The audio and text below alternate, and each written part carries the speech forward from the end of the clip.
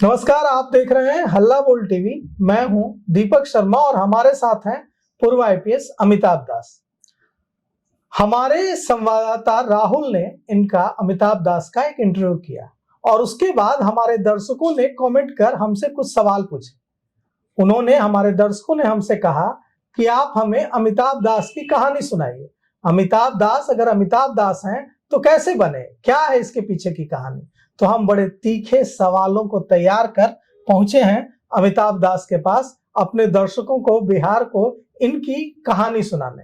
आपने इनको विभिन्न मुद्दों पर तीखे तेवर के साथ बोलते सुना होगा। आज हम अपने सवालों की बौछार लेकर इनके सामने हाजिर हुए हैं और इनकी कहानी, इनकी जुबानी सुनेंगे। तो हमारे दर्शक सबसे पहले ये जानना चाहते हैं कि आप हमेशा बाहुबली अनंत सिंह के खिलाफ बोलते हैं। बाहुबली अनंत सिंह से आपको इतनी मोहब्बत क्यों है? अब ये तस्वीर, मोहब्बत की एक तस्वीर मेरे बगल में रहती है। पहली बात तो ये है कि मैं सिर्फ ऐसा नहीं कि बस अनंत सिंह के खिलाफ बोलता हूँ, मैं सभी बाहुबलियों के खिलाफ नहीं, अनंत सिंह से इतनी मोहब्बत क्यों और कब हुई है मोहब्बत? सबसे पहले मुलाकात कब हुई? मुलाकात नहीं हुई है आज तक कोई मुलाकात नहीं हुई। ये सौभाग्य मुझे नहीं प्राप्त हुआ है। आज तक आप लोग दोनों की कोई मुलाकात नहीं, आमना सामना नहीं हुआ। ऐसे दोनों एक दूसरे को बहुत अच्छी तरह जानते हैं, लेकिन मुलाकात नहीं हुई। नहीं, मुलाकात। मोहब्बत कब हुई इतनी? मोहब्बत सुशासन के दौरान हुई है ना। जब देखिए, अब मैं दर्शकों को बताता हूँ, 97 की बात है। मैं बाढ़ का एएसपी हुआ करता था। बाढ़ जहाँ अनंत सिंह का गांव है लदमा, और उस समय देखिए अनंत सिंह का बहुत लो प्रोफाइल था, कोई इसको जानता तक नहीं था। उस समय अनंत सिंह का जो बड़ा भाई थे दिलीप सिंह, वो लालू सरकार में मिनिस्टर थे, और उस समय तक अनंत सिंह की यही पहचान थी कि ये मतलब दिलीप सिंह के मंत्री जी के छोटे भाई थे। इसकी अपनी ऐसी कोई पहचान नहीं थी। मंत्री जी के भाई थे तो भौकाल तो एक था ही। बिहार में कोई छोटे गांव, छोटे इलाके में कोई मंत्री बन जाए तो उसका एक तो रहता ही है। लेकिन उस समय इसका ये नहीं था। और दिलीप सिंह भी कोई ठीक है, वो भी, उसकी भी छवि एक थी। बिहार में तो ज्यादातर राजनेता दबंग ही होते हैं, तो ऐसी छवि थी। लेकिन कोई ऐसा नहीं था कि कोई बहुत बड़ा क्राइम दिलीप सिंह करता था या अनंत सिंह करता था। अनंत सिंह का देखिए राइज कब से हुआ है, फिर मैंने आपने कहा कब मोहब्बत हुई, तो सुशासन के दौरान मोहब्बत हो गई। जब जो हमारे मुख्यमंत्री हैं, मतलब पलटू राम, जिनको मैं प्यार से बुलाता हूँ, ये एकदम मतलब उसके आप कह सकते हैं सामने नतमस्तक हो गए या जो कहिए। अब मैं उदाहरण ये, तो आप सर्विस में थे? हाँ, मैं था सर्विस में। बहुत लंबी कहानी, फिर संक्षेप है। नहीं, पूरे विस्तार से बताइए, आराम से लेकर आए। आपकी अदालत, ठीक है। तो 2006 की बात है, मैं बताता हूँ दर्शकों को। उसमें पलटू राम देखिए नवंबर 2005 में चीफ मिनिस्टर बने हैं। 2006 की बात है, अनंत सिंह के बड़े भाई की हत्या हो गई, फाजो सिंह की, है ना। अनंत सिंह, हमको लगता है 4-5 भाई था, बिरंची सिंह, फाजो सिंह, अनंत सिंह, दिलीप सिंह, लगता है 4 भाई थे, जिसमें अब बस अनंत सिंह बच रहा है। तो फाजो सिंह की हत्या हो गई गैंगवार में। अनंत सिंह का गैंगवार बहुत दिन तक चलता था विवेका पहलवान से, जिसकी अभी कुछ महीने पहले मौत हो गई है। वो आपको लदमा गांव का ही था, और कहते कि गोतिया में ही चाचा भतीजा वाला था। तो फाजो सिंह की हत्या हो गई। जब फाजो सिंह की हत्या हो गई तो उसका जो होता है, जो श्राद्ध वाला जो होता है, जो भी कहिए काम क्रिया, उस क्रियाक्रम जो होता है, उसमें ये पहुंच गए। हमारे पलटू राम पहुंच गए, साथ में ललन सिंह पहुंच गए, ये लोग पहुंच गए।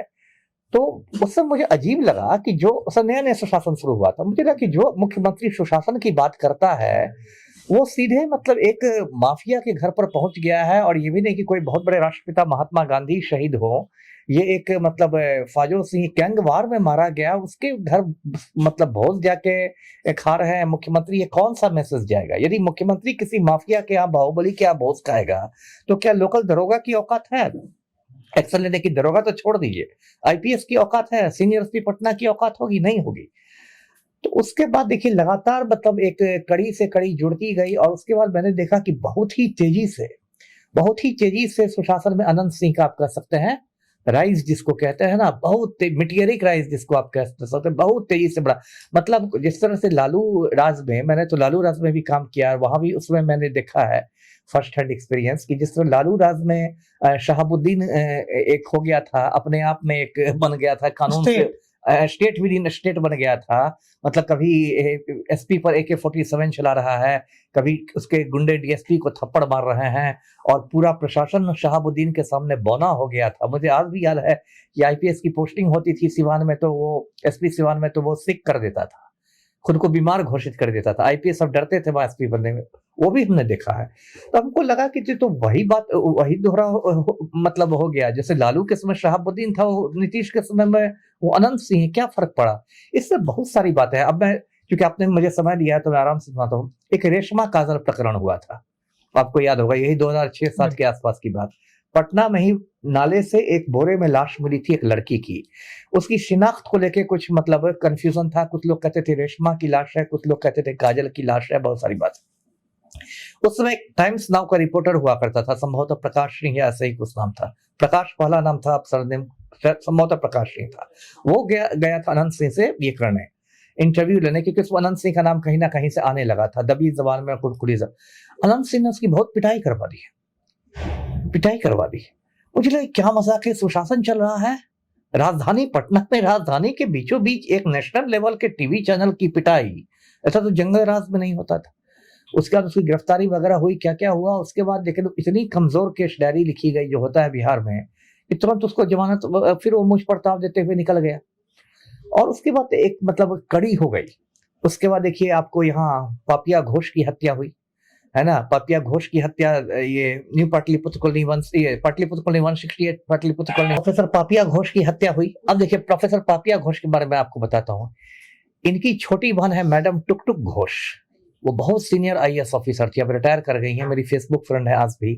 मैडम टुकटुक घोष उस समय सोमनाथ चटर्जी की ओएसडी हुआ करती थी, स्पीकर लोकसभा के थे। और मैडम टुकटुक घोष के कहने पर सोमनाथ चटर्जी ने प्राइम मिनिस्टर को फोन किया, डॉक्टर मनमोहन सिंह को, कि टुकटुक की बड़ी बहन का पटना में खून हो गया है और कुछ नहीं हो रहा है। इंडिया के प्राइम मिनिस्टर ने, मनमोहन सिंह ने सीएम से बात की, नीतीश कुमार से, और कहा कि ऐसे ऐसे प्रोफेसर पापिया घोष का खून हो गया और कुछ नहीं हो रहा है। ये बातें टुकटुक घोष ने मुझे बताई, मेरी फेसबुक फ्रेंड है। और उस केस में कुछ नहीं हुआ।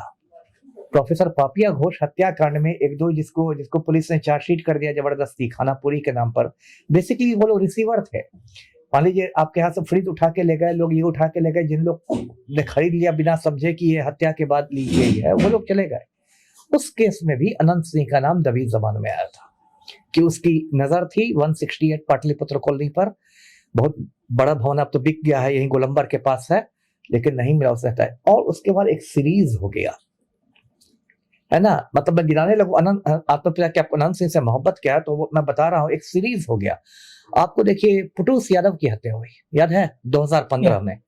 पुटूस यादव ने किसी लड़की के साथ छेड़खानी कर दी थी अनंत सिंह से, वो किसी तरह से जुड़ी हुई लड़की थी। अनंत सिंह ने उस पुटूस यादव को बहुत मतलब बुरी तरह से मरवा दिया, बहुत बेरहमी से मरवा दिया, उसकी आंखें सब निकाल दी गई। उस समय नीतीश कुमार और लालू दोनों साथ थे। पप्पू यादव ने इस मामले को बहुत जोर से उठा लिया। लालू को लगा कि तो पप्पू के पास पूरा यादव वोट बैंक चला जाएगा, या लालू ने कहा नीतीश को कि भाई इसको पकड़ाओ। तो इसको फिर मुझे लगता है उसमें शायद विकास वैभव से सीनियर एसपी थे, विकास वैभव संभवतः थे। इन लोगों ने जाकर अनंत सिंह को गिरफ्तार किया। उस केस में कुछ नहीं हुआ। आप इसको फॉलो अप कीजिएगा अपने चैनल के माध्यम से।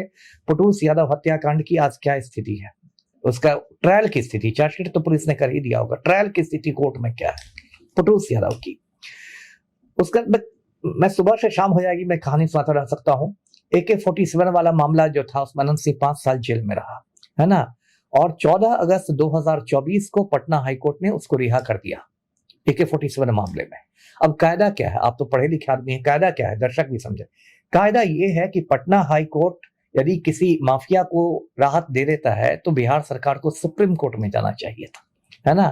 बिहार सरकार सुप्रीम कोर्ट नहीं गई। क्यों नहीं गई? आप सुशासन की बात कहते हैं, आप कहते हैं हमारा 0 टॉलरेंस है क्राइम पर, आप कहते हैं हम ना किसी को फंसाते हैं, हम ना किसी को बचाते हैं, आप क्यों नहीं गए? क्या इसका हम मतलब निकालें? उसके बाद देखिए फिर अनंत सिंह उस केस में आया, फिर उसने पिछले साल 22 जनवरी को नौरंगा जलालपुर गांव में जाके फायरिंग कर दी, याद है ना, पचमढ़ी थाना में सोनू मोनू के घर फायरिंग कर दी। उसमें लगभग 100 राउंड गोलियां चली। फिर उसमें 24 जनवरी को सरेंडर करके वो जेल गया, फिर 5-6 महीने बाद जेल से निकला, है ना। और उसके बाद देखिए फिर 30 अक्टूबर को पिछले साल दुलार चंद यादव का खून हो गया। उसकी अपनी भी बाहुबली छवि थी, मैं ये नहीं करा कि दुलार चंद यादव बहुत बड़ा ही था। और उसमें 2 नवंबर से ये जेल में है। और किस तरह इसने कानून को मजाक बना दिया है। अभी इसका एक वीडियो वायरल हुआ था अनंत सिंह का, ये सिगरेट पीते घूम रहा था IGIMS में, इंदिरा गांधी आयुर्विज्ञान संस्थान में। एक बच्चा भी जानता है कि आप सार्वजनिक जगह में स्मोकिंग नहीं कर सकते हैं, और वो बेउर जेल का कैदी है और वो पुलिस अभिरक्षा में गया है, पुलिस कस्टडी में गया है चेकअप कराने के लिए, वो कैसे सिगरेट पी सकता है? नहीं, इन नियमों की न जानकारी होने की बात है कि नियमों को तोड़ते हुए अपनी दबंग छवि दिखाने की बात है? दबंग छवि दिखाने की बात है। कायदे से इस पर जेल विभाग को, कारा विभाग को, बेउर जेल के सुपरिटेंडेंट से ये पूछना चाहिए था, स्पष्टीकरण पूछना चाहिए था। लेकिन यहाँ क्या बिहार में हो रहा है? अशोक चौधरी जो हमारे मंत्री हैं, है ना, जिनको प्रशांत किशोर ने एक बड़ा सुंदर नाम दिया है, सर्वदलीय नेता, तो जो सर्वदलीय नेता है, जो खुद कांग्रेस में थे, फिर जदयू में आ गए, बेटी लोजपा में है, दामाद आरएसएस कोटा से आता है, तो जो हमारे सर्वदलीय नेता है वो उस पर माइक पर आके, मिनिस्टर आके उसके बचाव पक्ष के वकील बने हुए हैं कि कब का वीडियो है, क्या का वीडियो है, क्या मजाक है। उसके बाद देखिए, आज की तारीख में मैं आपको बता रहा हूं, पूरी जिम्मेदारी से लगातार बोल रहा हूं कि अनंत सिंह को बेउर जेल में सभी सुविधा है। सबसे बड़ी सुविधा तो मोबाइल की सुविधा है। जैसे लॉरेंस बिश्नोई जेल के अंदर से ही पूरा गैंग चलाता है ना, जेल के अंदर जाने से लॉरेंस बिश्नोई की सेहत पर कोई असर नहीं पड़ा है, उसी अनंत सिंह सारा गैंग चला रहा है। मतलब आप कह रहे हैं कि बिहार में सबसे बड़ा बाहुबली अनंत सिंह है? 100 बात की एक बात आपने कही, और इसलिए मेरी उससे आपने जो कहा कि मोहब्बत हुई है कि आज की मैं फिर कह रहा हूं, मतलब कोई व्यक्तिगत मामला नहीं है, मामला सिर्फ ये है, व्यक्तिगत मामला क्या होगा? मामला सिर्फ ये है, अमिताभ दास की ये लड़ाई है कि जो बाहुबली होगा, जो कानून तोड़ेगा, बिल्कुल, जो सिस्टम के खिलाफ जाकर अपना पैरेलल स्टेट बनाने की कोशिश करेगा, उसके खिलाफ आवाज उठाएंगे। तो मोहब्बत की वजह ये है। व्यक्तिगत क्या होगा? कोई अनंत सिंह मेरे खेत से मसूर उखाड़ के ले गया है। आप जब वहां एसपी थे तो कभी मुलाकात नहीं, मुलाकात नहीं थी। दिलीप सिंह से मेरी मुलाकात थी, क्योंकि वो मिनिस्टर था। फिर मैं बाद में जब देवघर का भी एसपी बना तो दिलीप सिंह मिनिस्टर उस समय थे, वो आए थे वहां जो होता है सावन में जो होता है बाबा धाम वाला, उसमें आए थे। उनसे भी ऐसे जो उसको दुआ सलाम कहते हैं वो वाला था, ऐसा नहीं था। कभी मुलाकात नहीं हुई तो कभी मुलाकात की इच्छा है? किससे? अनंत सिंह। वो कौन महापुरुष है कि मैं उनका इतना आप उनके खिलाफ बोलते हैं, है ना? नहीं तो इच्छा की एक मुलाकात हो जाए, गेट टुगेदर हो जाए। गेट टुगेदर आदमी शरीफों के साथ करेगा, मैं आपके साथ गेट टुगेदर करूंगा। अब इतना खराब दिन मेरा नहीं आया है कि मैं अनंत सिंह लॉरेंस बिश्नोई के साथ गेट टुगेदर करूं।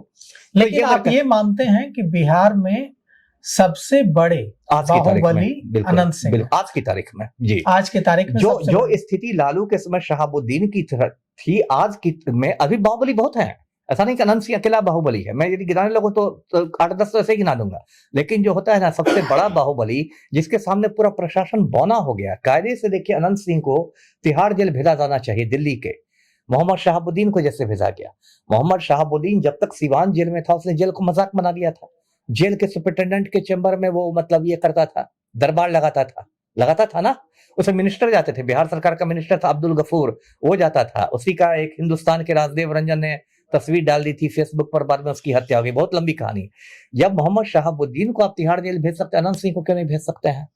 है ना? देखिए, आप नीतीश कुमार और अनंत सिंह के बेहतर रिश्तों की बात करते हैं, लेकिन जब नीतीश कुमार मुख्यमंत्री नहीं थे, जब लालू प्रसाद यादव मुख्यमंत्री थे, राबड़ी देवी मुख्यमंत्री थी, तभी भी अनंत सिंह पावरफुल थे और अनंत सिंह की तुति बोलती थी मोकामा के इलाके में, टाल इलाके में। तो उस समय लालू प्रसाद यादव संरक्षण देते थे। उतना पावरफुल नहीं था। मैं फैक्ट बोल रहा हूँ। उस समय अभी भी मैं कहता हूँ, लालू राबड़ी का जो राज था उसमें अनंत सिंह से कहीं ज्यादा पावरफुल शहाबुद्दीन था।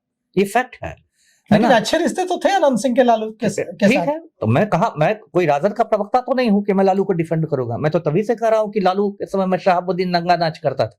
मैं राजद का प्रवक्ता। मेरा सवाल ये नहीं है, मेरा सवाल ये है कि जब लालू प्रसाद यादव मुख्यमंत्री थे, राबड़ी देवी मुख्यमंत्री थी, तभी भी कुछ हद तक अनंत सिंह को सुविधाएं थी, और अब जब नीतीश कुमार मुख्यमंत्री हैं तभी भी आप कह रहे हैं कि बहुत हद तक उनको सुविधाएं। मतलब मुख्यमंत्री कोई भी हो बिहार में, अनंत सिंह का जो भौकाल है वो तो बना रहता है। सही कहा। लालू कौन दूध के धुले हुए हैं? लालू कौन ये थे? लालू ने उसके बड़े भाई को मिनिस्टर ही बना दिया था। तो क्या कहीं बड़े, इसकी वजह क्या है? क्यों मुख्यमंत्री बदलने के बावजूद अनंत सिंह का जो भौकाल है उसमें कोई फर्क नहीं पड़ता है? अब इसकी वजह तो बिहार का दुर्भाग्य है, मैं तो यही कहूंगा। देखिए, बिहार की जो राजनीति है, मैं भी बिहार का ही हूँ, सब लोग बिहार की राजनीति देखिए, संदूक और बंदूक की राजनीति है। बहुत सरल शब्दों में मैं कहूँ तो संदूक का मतलब है धन बल, यानी कि मनी पावर, और बंदूक का मतलब है बाहुबल, यानी मसल पावर। तो बिहार की राजनीति संदूक और बंदूक की राजनीति रही है ना। और जिसके जो संदूक और बंदूक से मजबूत है वो यहाँ की राजनीति में सक्सेसफुल होता है, चाहे वो पंचायत के चुनाव हो, विधानसभा के हो या लोकसभा के हो, तीनों स्तर पर मैं कह रहा हूँ। तो चूंकि अनंत सिंह, फिर वही संदूक और बंदूक वाली बात है। नहीं, आपका संदूक और बंदूक वाली बात है ना, जी, तो जी। आप देखिए, आप जितना बोलते हैं अनंत सिंह जी, के जी। खिलाफ, पूरे बिहार में कोई नहीं बोलता है। अब इसकी तो तो वजह तो आप इतना बोलते हैं, जिसके पास संदूक भी है और जिसके पास बंदूक भी है, तो क्या कभी भी थोड़ा भी आपको डर नहीं लगता है कि आप जिसके बारे में बोल रहे हैं कि हाँ, जिसके पास संदूक है, बंदूक बंदूक है, है, जिसके जिसके जेब में जिसके जेब एडमिनिस्ट्रेशन में है, पलटू राम है, जिसके जेब में एडमिनिस्ट्रेशन है सिगरेट आपका, लाओ रे। तो सिगरेट लाओ रे है, हम्म। तो आपको इतना आप दिन रात बोलते रहते हैं, आपको डर नहीं लगता है कि अगर अनंत, आप कह रहे हैं कि अनंत सिंह हमला करवा देते हैं, अनंत सिंह के पास ताकत है, तो आपको चिंता नहीं होती अपनी? नहीं, चिंता तो नहीं होती। आप कह सकते हैं कि अब मैं थोड़ा साहसी व्यक्ति, अपने मुंह से मैं ज्यादा तारीफ करूंगा तो दर्शक कहेंगे कि अपने मुंह में मिट्ठू, लेकिन हिम्मत है मुझ में और मैं सर पर कफन बांध करके काम करता हूं। और ये बात जो आप कह रहे हैं ना, मुझे बहुत लोग कहते हैं, है ना, कह रहे आपकी हत्या करवा देगा, आपका तो सारा बॉडीगार्ड पलटू राम ने छीन लिया, आपको तो ऐसे कर देगा, वैसे कर देगा। मैं एक ही बात मजाक में कहता हूँ कि देखिए, मैंने सर पर कफन बांध लिया है, यदि मेरी हत्या भी हो जाती है तो मेरा भूत इन लोग का पीछा करेगा। और हो सकता है सीएम हाउस में कटहल के पेड़ पर मेरा भूत दिखाई दे, हो सकता है लदमा में कोई ताड़ का पेड़ पर मेरा भूत दिखाई दे कि अनंत सिंह बोले सिगरेट लाओ रे, उसका सीधे देखे तो ताड़ के पेड़ पर अमिताभ दास का भूत लटका, इसको तो मरवा दिए थे। कहने का मतलब कि मैं वैसा फाइटर हूँ। देखिए, जापान के मिलिट्री में ट्रेनिंग दी जाती है कि यदि गर्दन कट जाए तो भूत बन के लड़ो, सरेंडर नहीं करना है। तो हम लोग उसी किस्म के फाइटर हैं कि गर्दन कट जाएगी तो भूत बन के लड़ेंगे, है ना। मुझे मालूम है कि बहुत ज्यादा खतरा मुझ पर है, मुझे ये भी मालूम है कि बहुत ऊंचे मैं हिट लिस्ट पर हूं। इन लोग के लिए मेरी हत्या करवा देना कोई बड़ी बात नहीं है। जब राज्य का मुख्यमंत्री ही आपके पॉकेट में है, कोई हो जाएगा, उसको कोई दुर्घटना का रूप दे दिया जाएगा। अब आप कहेंगे कि कानूनी रूप से कुछ किया है मैंने, तो भाई एक तो मैंने लिख के सब, एक सीजेएम ऑफ कोर्ट पटना में मैंने 2-3 साल पहले ही एक इन्फॉर्मेटरी पिटीशन दे दिया है। क्या लिखा उसमें? उसमें यही दिया है कि मेरे ये दुश्मन है और पलटू राम। कौन दुश्मन है? माननीय मुख्यमंत्री नीतीश, 2-3 लोगों के मैंने नाम दिए हैं, नीतीश कुमार के नाम और अनंत सिंह के नाम मैंने दिए हैं। नीतीश कुमार और अनंत सिंह के नाम आपने उसमें लिखे हैं? दिए हैं। हाँ, और क्या लिखा है कि मुझे नुकसान अगर होता है, और यदि मेरे साथ कोई अप्रिय घटना हो जाती है तो इन दोनों की जिम्मेदारी होगी। और मेरे सारे भाई बहन अमेरिका में रहते हैं और अमेरिका में लोग बहुत बड़े बड़े पदों पर हैं, सबके पास वो सीजेएम वाले इन्फॉर्मेटिव पिटीशन की कॉपी है, सबके पास ये है। मतलब ठीक है, शहीद तब तो एक तरह से अनंत सिंह इंश्योर करेंगे कि आपको कुछ ना हो, है ना। वो अपने आदमी आपके आसपास लगा के रखेंगे कि कहीं अमिताभ दास को कोई ऐसा ना हो कि कोई पॉकेटमार ही टूचा किस्म का कोई अपराधी उनको कुछ कर दे और नाम आ जाए कि अरे सुबह से लेकर शाम तक अनंत सिंह के खिलाफ बोलते थे, अनंत सिंह ही करवाए होंगे। नहीं, ठीक है, वो तो आपने मतलब इसको वो एंगल दिया, वो एंगल ठीक है, लेकिन ये बात मैंने कही। अब दूसरी बात ये मैं कह रहा हूँ कि आपने कहा कि अनंत सिंह, तो अनंत सिंह से आपने कहा कि आपको इतनी मोहब्बत क्यों, तो वो तो बात आपको मैंने समझा दी, दर्शक को भी समझ आ रही कि आज की तारीख में अनंत सिंह सबसे बड़ा बाहुबली। दूसरी बात की, बस मैं अनंत सिंह से बस सिर्फ अनंत सिंह से नहीं लड़ता, आनंद मोहन की बात लीजिए। आनंद मोहन ने गोपालगंज के डीएम का खून कर दिया था। आनंद मोहन को पटना हाईकोर्ट ने मौत की सजा दी थी, सुप्रीम कोर्ट ने उम्र कैद दी। आनंद मोहन को 2023 के अप्रैल में, अब तो लोग 3 साल हो जाएंगे, पलटू राम ने, आप जानते हैं, वो भी लंबी कहानी है, बिहार के जेल मैनुअल को बदल के बाहर ला दिया। नहीं, वो नीतीश कुमार ने नहीं किया, वो नीतीश कुमार मुख्यमंत्री थे, वो राजद के राष्ट्रीय जनता दल के दबाव में वो किया गया। और वो क्रेडिट आज भी राष्ट्रीय जनता दल ही लेता है कि हमने आनंद मोहन को बाहर निकलवाया। अच्छा, ये हो सकता है आपकी सोच हो, लेकिन मेरी सोच थोड़ी डिफरेंट है। मेरी सोच ये है, इन पलटू राम को ये बताया गया कि यदि आप आनंद मोहन को बाहर निकाल देते हैं तो राजपूत वोट बैंक में कहीं ना कहीं आपकी सेंधमारी हो जाएगी। आपको याद होगा 31 जनवरी के आसपास महाराणा प्रताप जयंती मनाई जाती है हर साल। एक जेडीयू के एमएलसी हैं संजय सिंह, है ना, लगता है कि हल्दी घाटी में महाराणा प्रताप के कमांडर थे, मतलब काफी राजपूतों पर अपना रखते हैं ये। तो वो मिलर स्कूल में हुई थी सभा राणा प्रताप जयंती में, उससे पलटू राम भी थे मुख्य वक्ता, चीफ गेस्ट, और वो बोल रहे थे तो कुछ लोगों ने आनंद मोहन की रिहाई की मांग की। तो याद होगा भी, मुझे याद है, पलटू राम ने कहा ठीक है काम हो रहा है, आप लोग उनकी वाइफ से पूछ लीजिएगा, हम लोग उसमें कर रहे हैं। उसके बाद जो उसमें क्लॉज था कि यदि किसी ने सरकारी अधिकारी की हत्या की हो तो उसको इसमें परिहार नहीं मिलेगा, छूट नहीं मिलेगी, वो क्लॉज को हटा दिया गया संशोधन के द्वारा और आनंद मोहन बाहर आ गया। अब देखिए उसमें मैंने क्या फाइट किया, है ना। मैंने क्या फाइट किया? पहली बात तो कायदे से उसमें बिहार के आईएएस एसोसिएशन को विरोध करना चाहिए था, है ना, क्योंकि आनंद मोहन एक आईएएस का खून किया था। कृष्णैया साहब के 85 बैच के थे, और यदि कृष्णैया साहब जीवित होते तो वो बिहार के चीफ सेक्रेटरी बनते। आज जो बिहार का चीफ सेक्रेटरी 91 बैच का है। लेकिन क्या इन आईएएस लोगों का पतन हो गया है कि आमिर सुबहानी, अब मैं तो आमिर सुबहानी पर क्या बोलूं, आमिर सुबहानी जो से मुख्य सचिव थे और कृष्णैया साहब से जूनियर, वो बाकायदा प्रेस कॉन्फ्रेंस करके जस्टिफाई कर रहे थे आनंद मोहन की रिहाई को। अच्छा, आईएएस एसोसिएशन जो है बिहार का, उसके जो लोग सदस्य हैं वो ऐसे मर्दाना कमजोरी के शिकार हो गए हैं, किसी ने कुछ नहीं कहा। जबकि कायदे से आईएएस एसोसिएशन का एक डेलीगेशन को मुख्यमंत्री से मिलना चाहिए था, शिष्टमंडल को कहना चाहिए था कि एक आईएएस के हत्यारे को आप जेल से छोड़ देंगे तो आईएएस अधिकारियों के मनोबल पर प्रतिकूल प्रभाव पड़ेगा। मतलब आप कह रहे हैं कि आपको सिर्फ अनंत सिंह से मोहब्बत नहीं है, और से भी आपको मोहब्बत अनंत है। सिंह, आनंद मोहन, शहाबुद्दीन, जिसने कानून को तोड़कर बिल्कुल। अपना एक पैरेलल स्टेट वही। बनाने की कोशिश की, सही कहा आपने। उससे आपको मोहब्बत सही है। कहा आपने। अब देखिए मैं आ रहा हूँ, उसके बाद देखिए मैंने पीआईएल किया पटना। इससे बहुत लंबा किस्सा हो जाता है, लेकिन आपने मुझे समय दे दिया तो मैं बोला।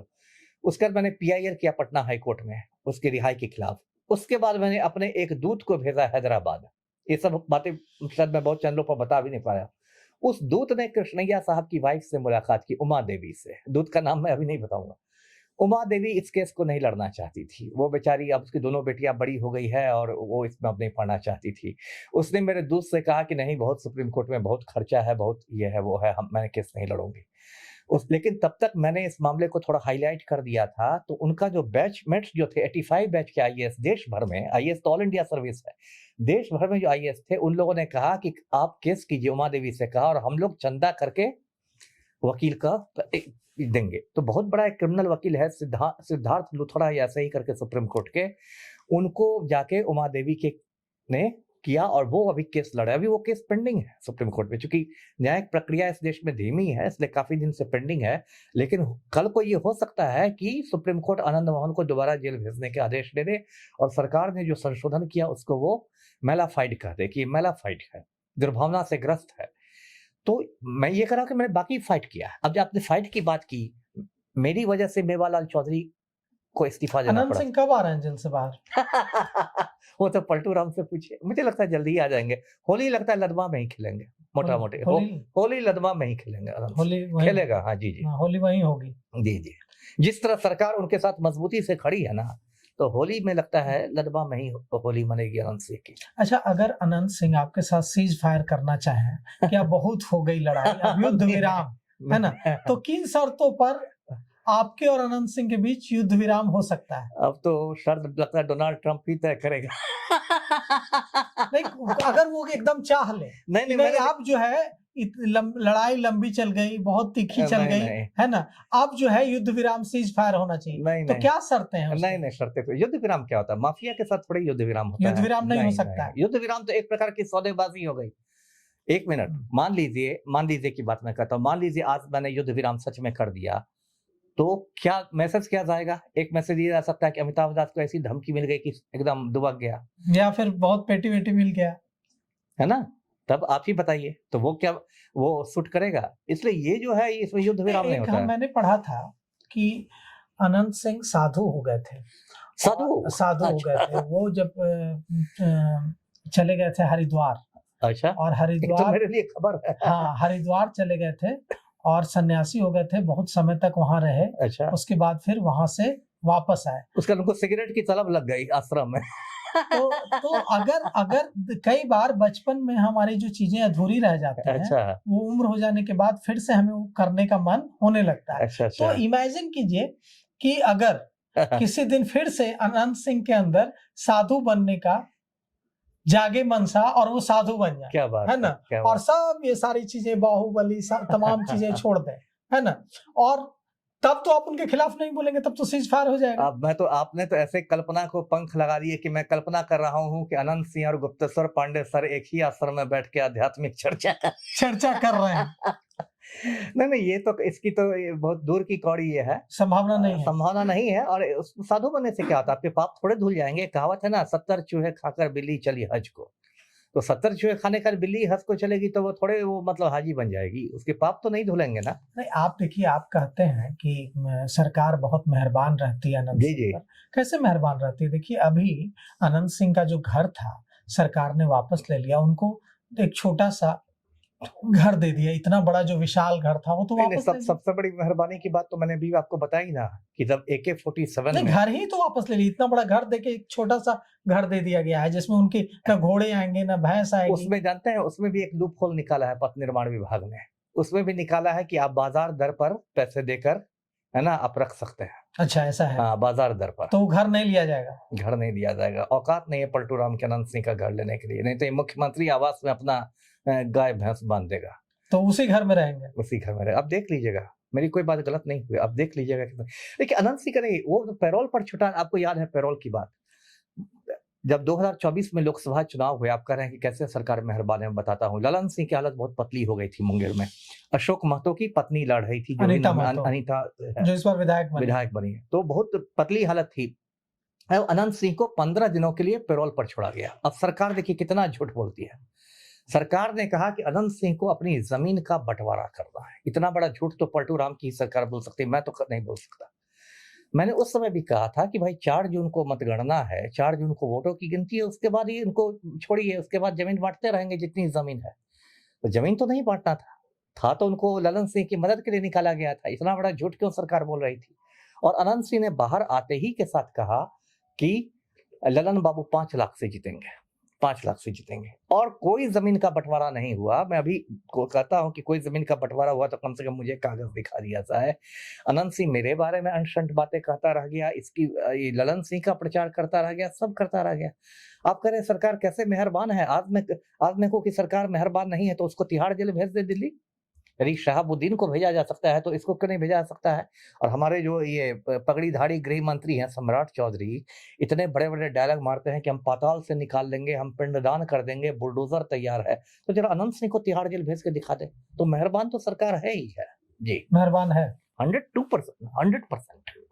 तो देखिए, कह रहे हैं अमिताभ दास की मोहब्बत सिर्फ अनंत सिंह से नहीं है, सिर्फ आनंद मोहन से नहीं है, बल्कि हर उस बाहुबली से है जो विद इन स्टेट अपनी स्टेट बनाने की कोशिश करता है, एक पैरेलल अपना एक ऐसा सिस्टम बनाने की कोशिश करता है जिसमें जो सिस्टम है, जो जुडिशियरी है, जो विधानसभा है, जो लोकसभा है, जो देश का एक व्यवस्था है, उसको चुनौती देने की कोशिश करता है। हर उस शख्स से, हर उस व्यक्ति से अमिताभ दास की लड़ाई है, अमिताभ दास का पंगा है। तो हम शुभकामना देते हैं अमिताभ दास को कि ये ऐसे ही अपनी लड़ाई जारी रखें, बिना डरे, बिना अपने हितों की परवाह करें। क्योंकि मैंने बचपन में पंडित श्री राम शर्मा आचार्य की 2 लाइनें पढ़ी थी, जिससे अभी तक मैं शक्ति लेता हूं। वो 2 लाइनें हैं कि जो व्यक्ति अपने हितों की अनदेखी करके ईश्वर के रास्ते पर चलता है, उसके हितों की सुरक्षा भगवान स्वयं करते हैं। तो फिर डरने की कोई बात ही नहीं है। जो अपने सिर पर कफन बांध लेगा, उसकी सुरक्षा तो भगवान स्वयं करेंगे। तो फिलहाल इस पेशकश में इतना ही। आगे की खबरों के लिए देखते रहिए हल्ला बोल टीवी। शुक्रिया।